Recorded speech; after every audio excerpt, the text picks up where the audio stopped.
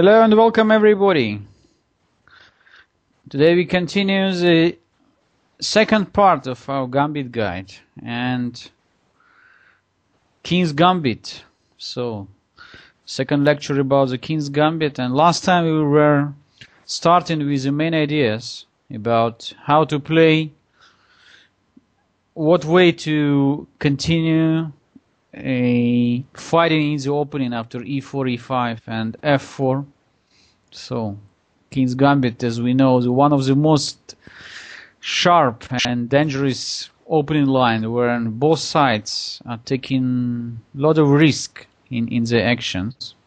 And I explained a bit about the last time, about the history of the line and that e4, e5, f4 variations already were analyzed more than 400 years ago.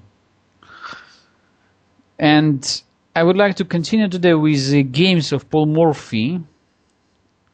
So I would like to just show what way the main ideas of the King's Gambit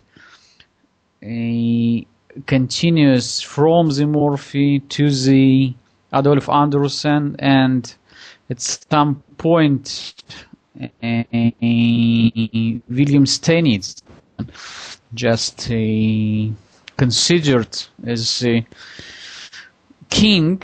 He's a so strong piece that could protect himself.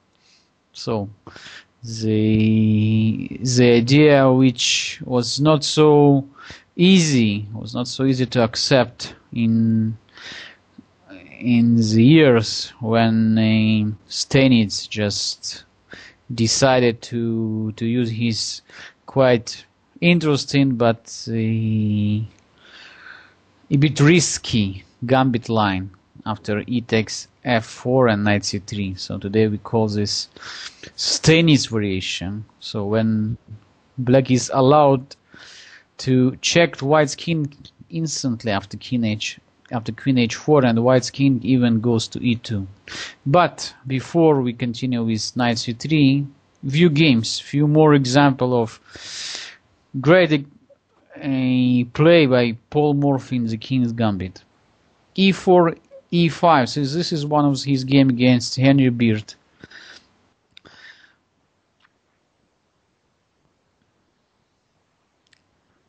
f4, e takes f4, knight f3,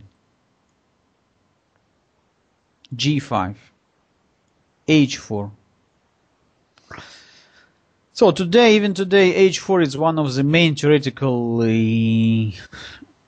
disputes in this position, because if white plays in this position bishop c4, which was quite popular, like, let's say 200 years ago, today black is not going immediate for move like g4, which could be met by short castle or d4, but black just simply could develop his bishop to g7, just not to go so far with g4. And then after d6, knight c6 position becomes quite unclear, because for white it's quite difficult to win back this pawn on f4 or to activate this bishop from c1.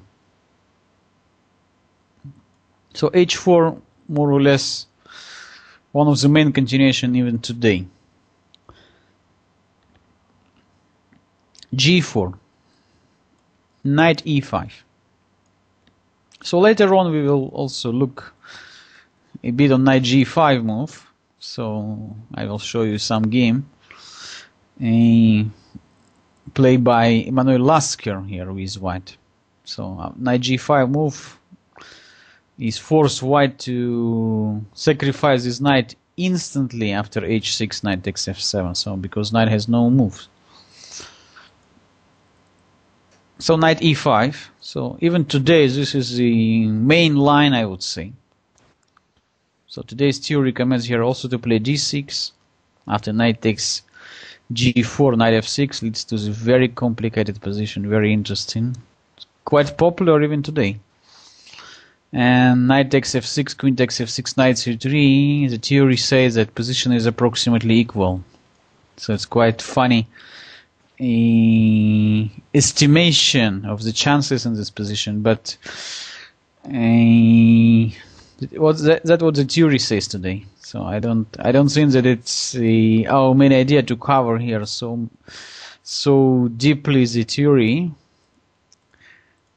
I would like just to show you some brilliant games played with the King's Gambit. So after knight a5, knight f6, bishop c4 and d5, e takes d5,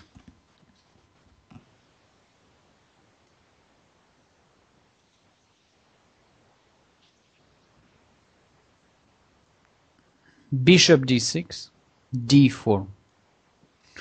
So what we can say about the position? So black sacrificed the pawn in the center, so white is having great knight on e5, despite the fact black is having the pawns on f4 and g4. They're quite good targets for pieces. Indeed, black has now all the pieces in the game. Knight h5, so forced to protect the pawn on f4, but white is just simply continue developing. Knight c3, bishop f5 and knight e2. So suddenly white's king in the center is quite safe, but after white would eliminate the pawn on f4 and then queen e2 or queen d2 and long castle, black will find himself in the big trouble.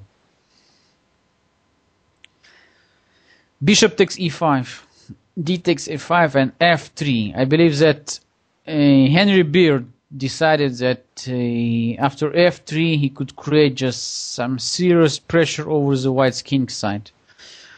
I believe that he was just quite surprised when Morphy simply captured and continued developing his pieces. Typical Morphy style, I would say. So the knight on e2 could be forgotten. After f takes e2 and queen takes e2, white is just getting almost winning position. Look at that. The knight on h5 is gone. The queen on d8 is under threat. So white is having also great center. So d takes e2, not possible. f6 is only move. And now e takes f6. So once again, black cannot capture because queen takes e2 with the check will remove with the next move. The knight on h5 and game is over. Black is trying his counterattack after queen d6, but too late. Queen d4, another typical move. F takes e2 and bishop takes e2. Suddenly, black has no escape from the threats. After queen d2 check, queen g3 check, king d2 and short castling, Morphy, instead capturing the bishop takes h5, just simply played rook a to g1 and black resigned since the checkmate is coming very soon. Let's say after queen d6, bishop h6 check. Of course possible to play bishop takes h5 or f7, but bishop h6 or bishop f4, the result of the game is quite obvious. So once again, I would like to pay your attention that here, instead of thinking, considering where to move with our knight from e2, we have to fight for initiative, fight for attack after bishop g5. That's all. Okay, one more game. Poor Morphy played against George William Littleton after e4, e5, f4, e takes f4, knight f3, g5, h4, g4, knight a5, d6, knight takes g4. Fourth. Strangely, now we are playing the theoretical position. So today's very popular move is knight f6, as I said before. Used to play also by Vishan and also by Alexei Shirov in the last 10 years. Bishop e7 played Morphy's opponent. So this move is also quite interesting. So black is immediately attacking the white's pawn on h4. We have no forces to protect this pawn. So that's why white simply plays d4. Bishop takes h4 and knight f2. So white is intending to capture the pawn on f4. Bishop g3 leads to the very complicated position after queen f3. So all this is a theory. And then white is bringing the knight to c3. So threatening right now to capture on f4.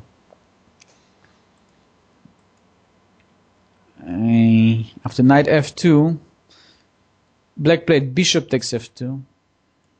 I cannot recommend this move because after king takes f2, white is having just great compensation for the sacrificed pawn, since the center is very strong.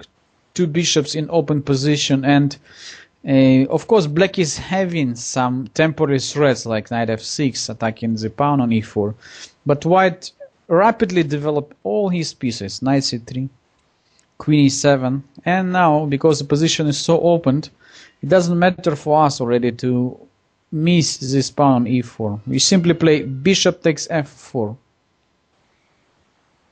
knight takes e4, knight takes e4, queen takes e4. Of course, this black's strategy should be punished very fast after bishop b5 check. So another typical tactical nuance. So white is threatening rook e1 in case of bishop d7, knight c6 or c6. King f8 only move. Now black's king trapped in the box after bishop h6 check. King g8. Now avoiding any tricks with queen f5 check, whatever. Rook h5 threatening rook g5 and the checkmate. Bishop f5. And next is a typical Morphy, I would say. Queen d2. Each move, every move, Morphy is playing very concrete and very precise. Threatening queen g5 checkmate. Black has no time for playing queen takes c2 because after rook g5 the bishop should go to g6, and in that case after queen takes c2 of course bishop is pinned, the game is over. So black has to stop also bishop queen g5 threat, also rook e1 threat. Only move is bishop g6, and after rook e1 there is no any solution anymore. White is having decisive advantage, so no way to stop rook e8 checkmate, and as usual happen in the Morphy games when his opponents were so maturistic, so Morphy played just for better development, opened files, diagonals for his pieces, and very energetically attack the opponent's king. Exactly like it happened in this game. Okay, and the last example from the Morphy game is from the simultaneous exhibition. e4, e5, f4, e takes f4, knight f3, g5, bishop c4. So this time Morphy doesn't play h4, so he's continuing with bishop c4 line.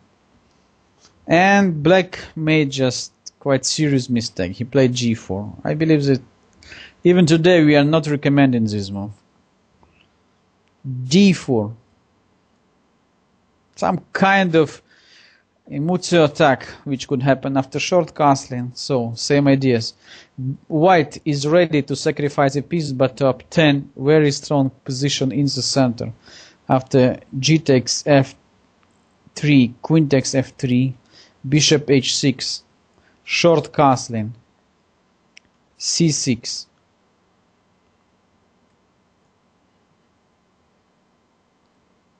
Morphy immediately answered here.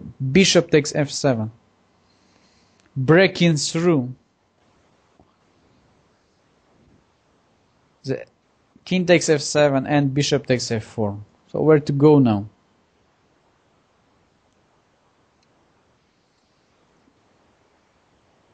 Bishop takes f4, queen takes f4. We are having two pieces down. Indeed, black's position of black's king is just too opened. King g7 or king g6. Of course, move like knight f6 will be made by simply e5. Just winning back the piece and still keeping the huge initiative after knight c3, just for one piece. So, black played king g6, queen f7, king h6 and rook f5, threatening rook h5 checkmate. Queen h4, and now I would like to pay your attention. It's quite nice that instead of playing move like g3 or trying to win back some material, Morphy just simply develop his pieces in his usual way. Knight e2, threatening knight f3. Black is totally hopeless position. Look at that. Neither piece could attack white's queen. So white is threatening knight f3. Black's king in just so dangerous position h6. So just one more check and the game is over. Knight e7. Knight f3. So black has no time to capture on f5 because the queen is under threat. So knight takes h4, white is intending. And by the way, I'm not so sure that after knight takes f5, knight takes h4, knight takes h4, yeah, black keeps some chances to survive here, but I don't believe it's for a while. So also we can play queen f4 check.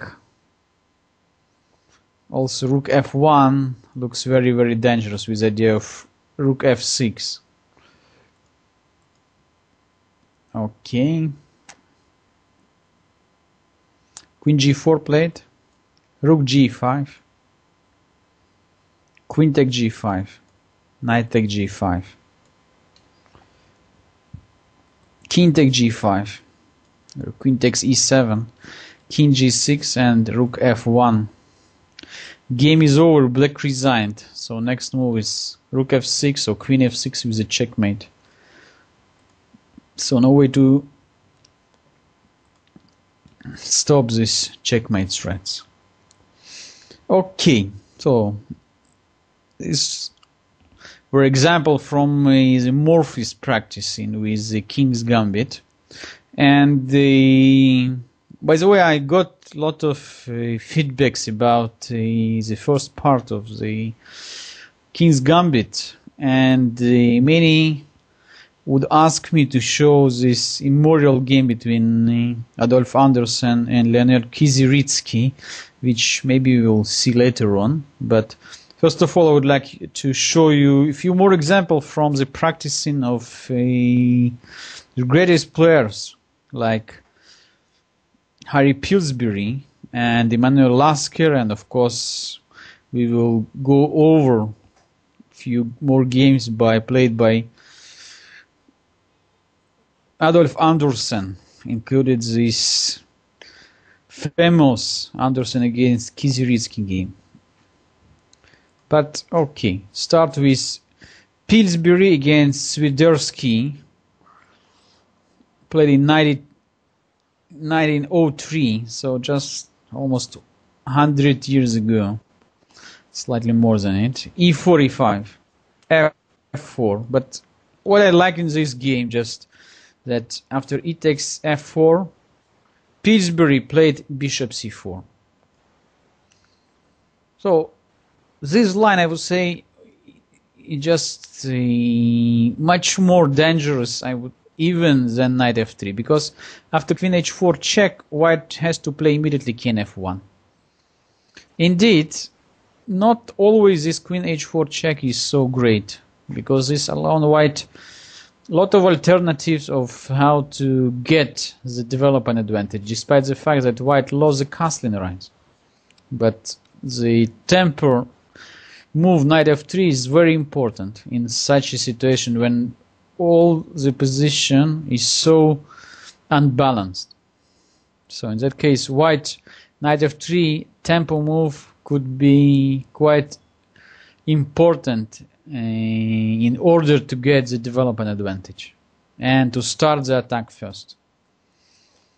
So already 100 years ago, the strategy of the King's Gambit was quite clear for, I mean, also for white, also for black, and a lot of books were with some great analysis from Chigorin, from Stennis, from Lasker.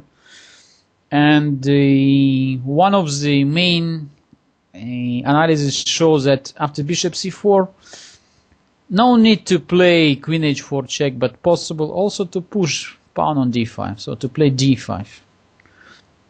Open up the position, especially black is now having the bishop on c8 free to be developed.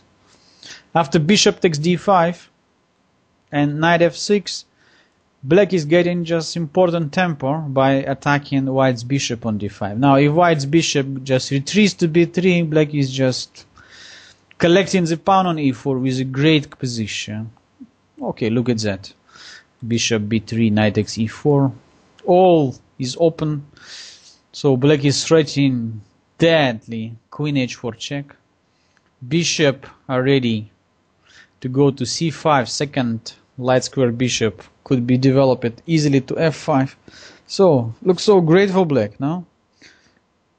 White's only alternative in this position is just to play knight c3. Also to protect the d5 square, also to protect e4 square, and trying to keep some development advantage. Bishop b4.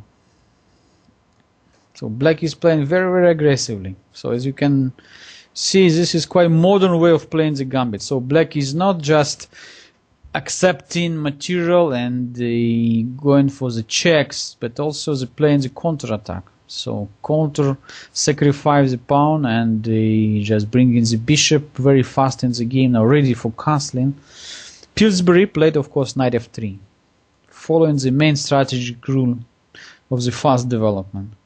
Short castling, short castling. So it's quite complicated position. I believe that here after bishop takes c3, d takes c3 and knight takes d5, position is a little bit complicated, but maybe quite equal.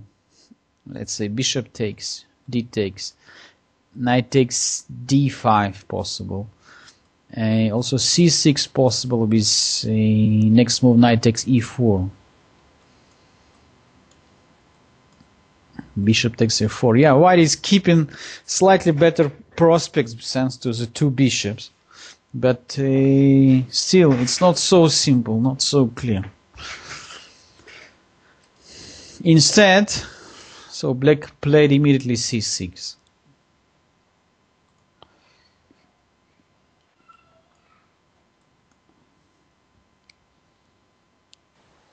Bishop c4. Queen b6 check. d4. Ready to sacrifice the pawn on e4 in order to continue pressing over the f7 pawn. Bishop takes c3, b takes c3, knight takes e4, and of course bishop takes f4. Now we can realize that black is in big danger.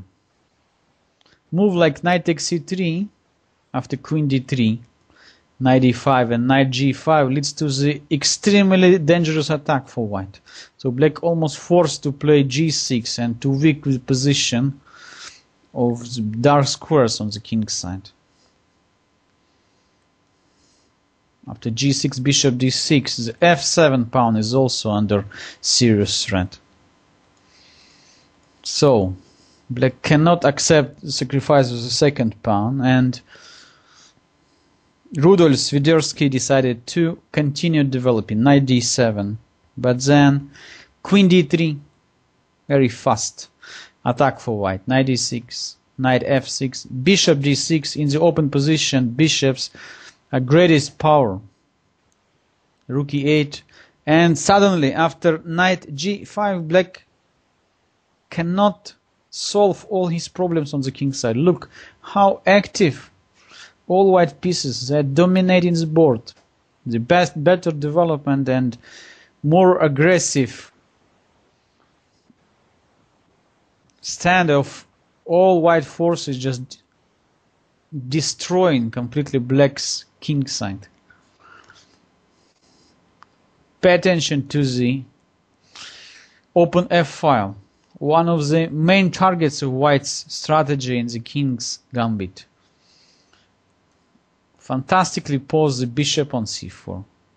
Great control over the dark squares because of the two bishops, and knight on g5. So all these factors just answer us the question why it's so dangerous to play the king's gambit when you are not ready to fight in the main variations.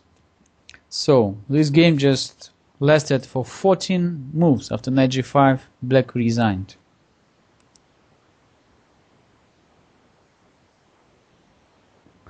And the last game for today's lecture, played by Emanuel Lasker, so which I would like to show you.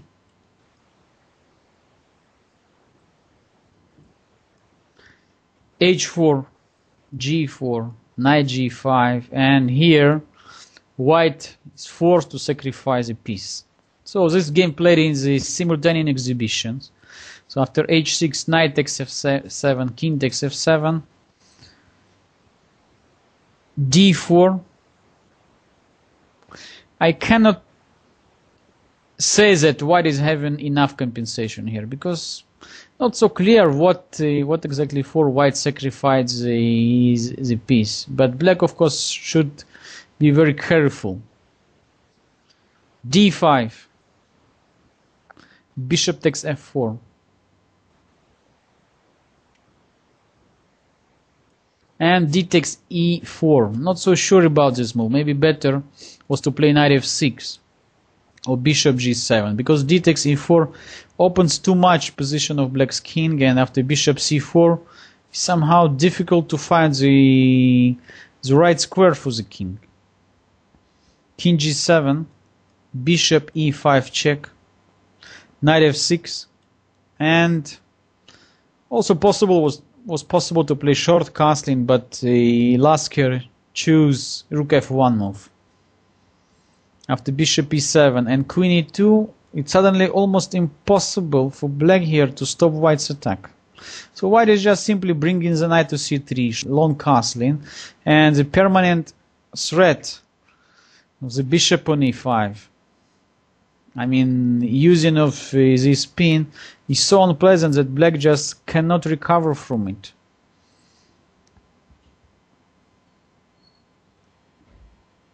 Knight c6, knight d2. So now if black captures on e5, d takes e5, and later on white is playing rook f7 check, this would lead to the checkmate. For instance, takes here, check, and queen takes e4, game is over. And if black would try playing here with the knight to d5, I don't believe this could change the result of the game. Let's say even after long castling, with the next idea to capture the pawn on e4, and the black king is still in the big danger. So black in this position decided to capture on d4, but this leads even to the almost destroying position of all black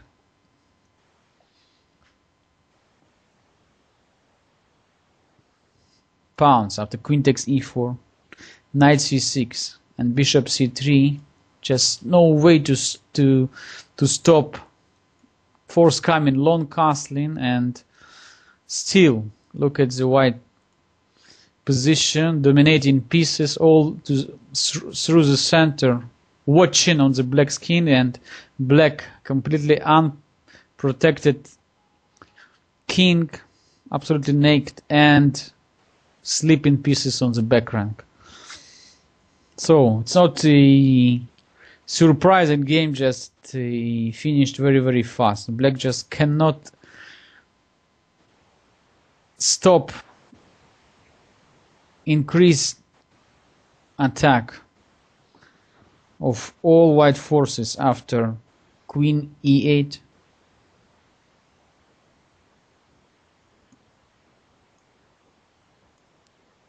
bishop d3, threatening queen h7, checkmate.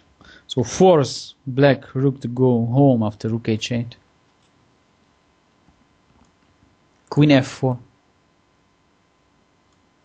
threatening bishop takes f6. Only answer is queen f7, knight e4. So step by step white is just increasing the number of attackers over the f6, rook f8 only move. Now we are using tactics knight g5. Black cannot accept h take g5 after f take g5. Game is over immediately. Queen g8. Once again queen e4. Threatening the checkmate. King h8. Knight h7. So white is playing quite nicely this part of the game. So once again threats knight takes f6. All black pieces are totally paralyzed. They just cannot help black's king, and the of course bishop on c3 is just decisive factor. Queen g7. Now it's time to eliminate the last defenders. Knight takes f6. Bishop takes f6. Rook takes f6. Rook takes f6. And after queen e8, check, black resigned because of the checkmate in 2. Inevitable, despite the fact white is having rook down. After queen g8, bishop takes f6. After rook f8, queen takes f8. Same is after queen f8. Also rook the queen takes f8, and this is a checkmate coming. So once again black just played a few inaccuracy in the opening, underestimate white's threats, and was punished very, very fast in another great example played by second world champion Emanuel Lasker. So you can understand now that the King's Gambit was just a part of the opening repertoire of almost all the greatest chess players in the past. Also Morphy, also Adolf Andersen, also Mikhail Chigorin, also Emanuel Lasker, also William Steinitz, also Harry Pillsbury. So you just take a list and you will see that all players were using this greatest attacking opening, King's Gambit. So in the next lesson we will continue looking at 2 more games of Adolf Andersen, including this immortal game against Leonel Kiziritsky, and also we'll watch on a Steinitz idea. So William Steinitz came with just greatest idea that king is the strongest piece in the chess game and could protect itself without much troubles. So and this just opens the new discussions about if possible to win and to play so easily the Steinitz variation in the King's Gambit. Thanks everybody for watching. See you next time. Bye.